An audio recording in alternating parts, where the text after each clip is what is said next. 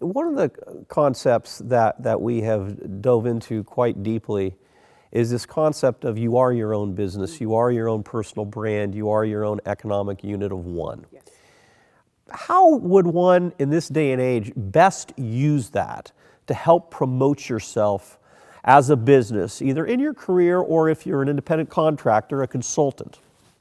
So the first step is really to have your own website. That's really the most important thing. And my next step is to own your own name. So marknelson.com. I happen to have marknelson.com. Wonderful. Yeah. I'm really glad to hear that. So you can either park it and not use it, or you can point it to any website that you choose. But ultimately, it's really important because if you have a doppelganger out there that is on a crime spree, then you at least own the name and can make sure that people know who you are as a differentiating point from the other person. The next is to create your own content on a website or blog that posts and is recognizable to search engines, WordPress, Blogger, TypePad, Tumblr, a lot of the other major website services. Post your own content because it answers questions for people that are searching for what you do.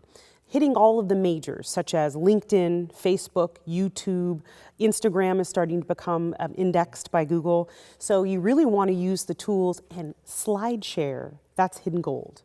So if you can put content out on all of these major channels, when people search for information or your name, you've covered the first page of Google with all of these free tools that search engines love. 9 out of 10 people don't make it off the first page. If you look at the first page of Google, somebody like myself as an example, I actually own and control 8 out of 10 spots on the first page of Google with my name. Wow.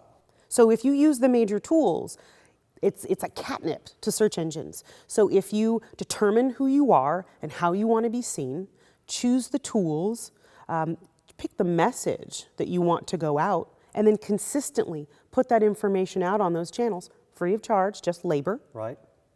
You determine what people think about you and what they know about you. And I noticed on your website you've got video clips, you've got a blog. I'm not sure whether I saw a newsletter, but you've got some activity. But it's not overwhelming in as far as the look. It feels like it's real solid. Good. Anything specifically that you were thinking about when you said, "Hey, this is Kerry Rego"? You mean anything on my website that says Kerry Rego? Right. Well, first and foremost, the social media buttons have to be above the fold. Right. That's the first thing I look at in anything. And it really needs to be mobilely compatible. Not a mobile website, a website that responds and changes regardless of what device you're looking at my website. It needs to function, and it needs to function at 100% because I have no idea where my customer is looking at me from.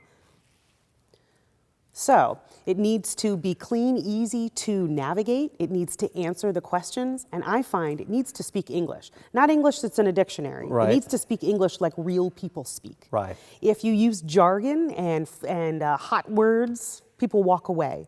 But I explain it the way I would explain it to you face to face. And that's really, really important. People are tired of feeling snowed over by fancy words.